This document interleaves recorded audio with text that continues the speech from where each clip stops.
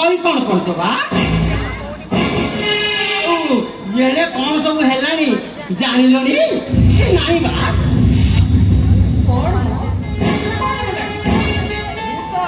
किसी शुणी ना तुच्छटा को सब खाली हाव हाव हो ये राजा किसी कोई ना नहीं तो मत किसी कोई ना कौन है तुम्हें किसी सुनी ना नहीं तो मैं तो किसी सुनी नहीं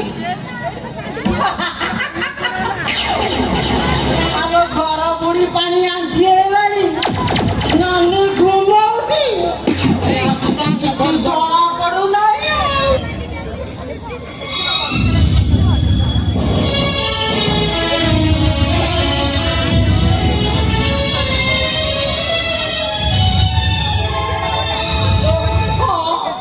ये तो कौन फल बुझिला मु कहली दांड आड़ू ये कौन बुझिला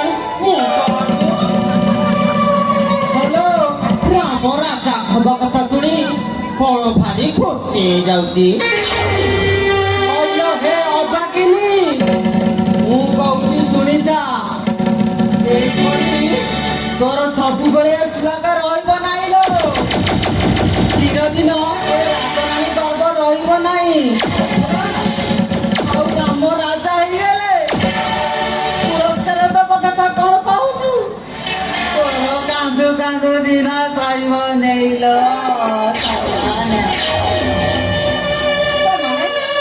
तब तू कौन कहबो चाहू मंथरा केड़े सुहागे परा आलो रमणी आलो रमणी आनंद मने आनंद देउरा गीता गीता राम होइले राजा राम होइले राजा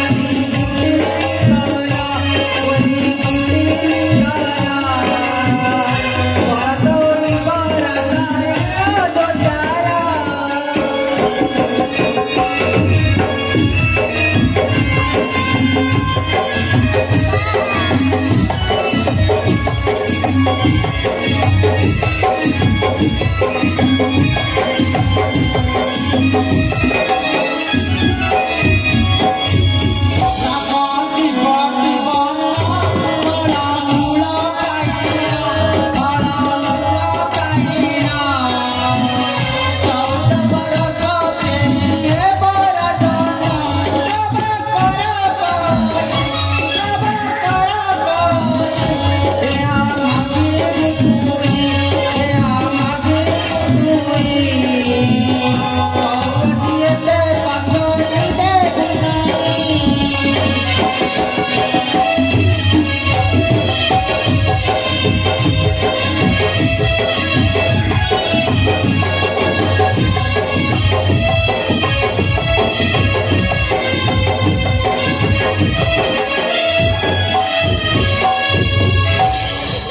हे हे ओली ଏଡେ ଖୁସି ହେଇଯାଉଛୁ କଣ? ରାମ ରାଜା ହେଲେ କୌଶଲ୍ୟା ହବ ରାଜମାତା। ଛୁଆ ବି ହଉନି ଦେଖିଲି କୌଶଲ୍ୟାର ଝିଅ ଗୁଲ କିପରି ସହିବିଲ ଟିକେ ଲାଜ ମାରି ରାଜା ତ ବୁଢା ହେଲାଣି ସେ କଣ ସବୁଦିନ ବଞ୍ଚିତେ ମରିଗଲେ ତତେ ପଚାରିବ କିଏ? କିଏ ପଚାରିବ? ରାମ ରାଜା ହେଲେ ଭରତ ରାମର ସିଂହାସନ ତଳେ ଛତା ଧରି ଛିଡା ହୋଇଥିବ। ଦେଖି ତୁ କିପରି ସହିବୁଲ କିପରି ସହିବୁ? ଏବେ ବି ସମୟ ଅଛି। ଉପାୟ କର ଲୋ ଉପାୟ କର। ଏଇଠି ମୁଁ କହୁଛି ଶୁଣିଥା। ଏଇନେ ରାମ ରାଜା ହବା କଥା ଶୁଣି ମୁଁ ଭାରି ଖୁସି ହେଇଯାଉଛୁ। ଆମେ ରାମ ରାଜା ହେଇଗଲେ ଛେଳି ଗୁଡ ଖାଉଣିକି ବସିଯିବ। ତୋର କାନ୍ଦୁ କାନ୍ଦୁ ଦିନ ସରିବ ନେଇଲ। ମନ୍ଥରା ତୁ ଠିକ କହିଛୁ ମନ୍ଥରା। ମୁଁ ନିଆଁ ଖାଇଟା କଣ ଜାଣିପାରୁଛି କିଲ? ରାମକୁ ସବୁବେଳେ ମୋର ମୋର କହି ଭରତକୁ ସବୁବେଳେ ପଛରେ ପକେଇଥାଏ।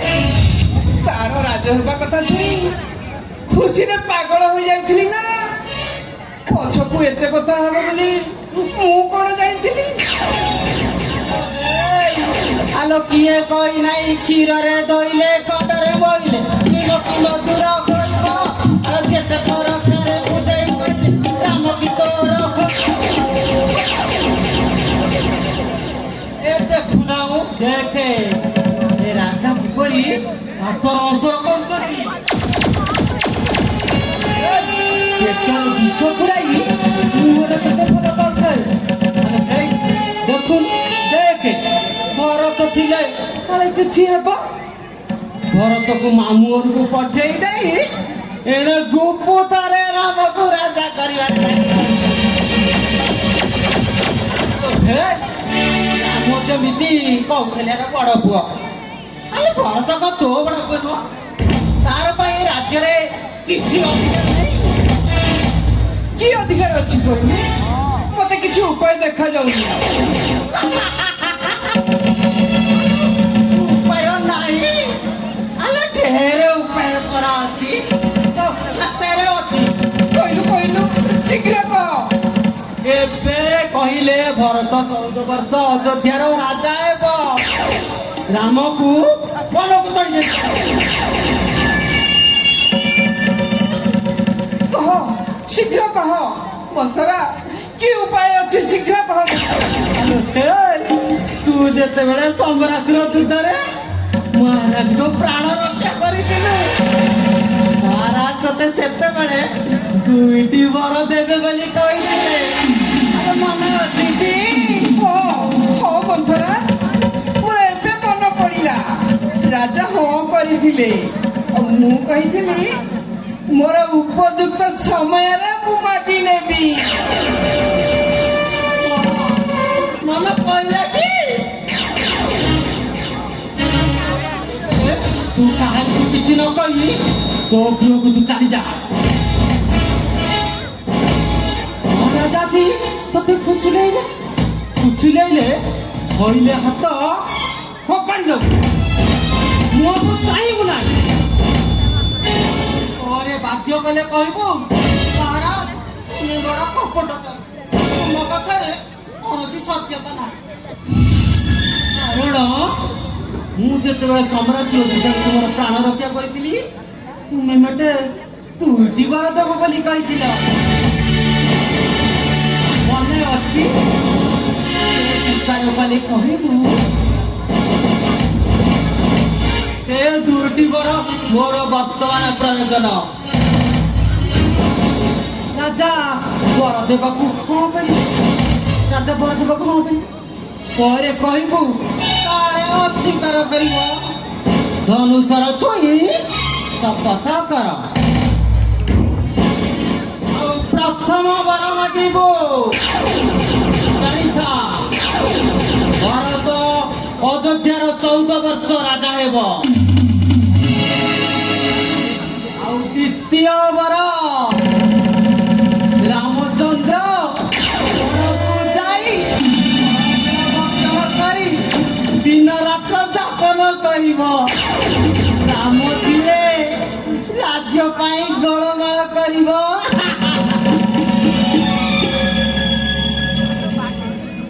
ହେଲେ ରାମ ଥିଲେ ରାଜ୍ୟ ପାଇଁ ଗୋଳମାଳ କରିବ କଣ କହିଲି ସବୁ ମୁଣ୍ଡ ଭିତରେ ପୁରେଇଲୁ କି ହଁ ମୋ ଏ କଥା କିଏ ପାଶରେ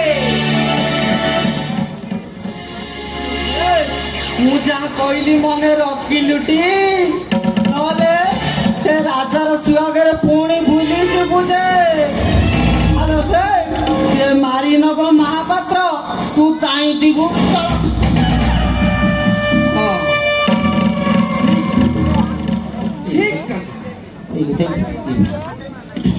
ଠିକ କଥା ହ୍ୟାଲୋ ହେ ମୁଁ ଯାହା କହିଲି ଭୁଲିବୁନି ତ ନାଇଁ ମୋ କେବେ ଭୁଲିବିନି ହ୍ୟାଲୋ ଭୁଲିବୁ ନାଇଁଟି ନା କେବେ କେବେ ଭୁଲିବୁ ନାଇଁଟି ହ୍ୟାଲୋ କେବେ ଭୁଲିବୁ ନାହିଁ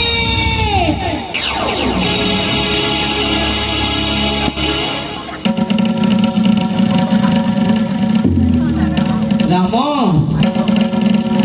ଏ ମନ୍ଥରା ଥାଉ ଥାଉ ତୁ ରାଜା ହେବୁ